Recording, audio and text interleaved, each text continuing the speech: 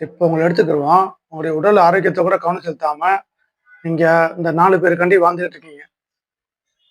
உங்க குடும்பம், உங்க நண்பர்கள், உங்கள் உறவினர்கள், உங்க சுற்றத்தார். ஆனா, இவங்க நீங்க நல்லா இருந்தா, இவங்க மனசளவுல சங்கடப்பட்டுக்கிட்டு இருப்பாங்க. நீங்க நாசமா போயிட்டீங்கன்னா, இவங்க சந்தோஷப்படுவாங்க. புரிஞ்சுக்கிட்டீங்களா? இவங்க எல்லாம் உங்கள பயன்படுத்துவாங்க. உங்களுக்கு ஆனா ஆத்திர அவசரத்துக்கு பயன்படவே மாட்டாங்க. எந்த அளவுக்கு நீங்க பயன்படுறீங்களோ, அத வச்சு தான் உங்கள்ட்ட உறவையே மெயின்டெயின் பண்ணுவாங்க அவங்க.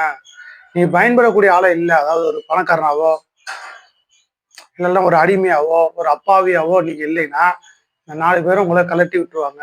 இந்த 4 பேரும் உங்கள கேவலமா பேசுவாங்க. இவங்களுக்காண்டி நீங்க வாழ்ந்தீங்கன்னா, உங்க உடல் ஆரோக்கியம் கெடும். உங்க சுதந்திரம் போகும். உடல் ஆரோக்கியமும், சுதந்திரமும் தான் மகத்தான சொத்து. அதுக்கப்புறம் மன ஆரோக்கியம். புரிஞ்சுக்கிட்டீங்களா? அதனால உங்களுக்காக வாழ்க்கைய வாழ்றதுக்காக அந்த 4 பேரையும் கண்டுக்கிறாதீங்க. இப்படி அந்த 4 பேரையும் கண்டுக்கிறாதீங்க. சுதந்திரத்துக்கு முக்கியத்துவம் குடுங்க. உடல் ஆரோக்கியத்துக்கு முக்கியத்துவம் குடுங்க. மன ஆரோக்கியத்துக்கு முக்கியத்துவம் குடுங்க. தேவையான பொருள் ஆரோக்கியம் உங்கள நாடி வந்துரும்.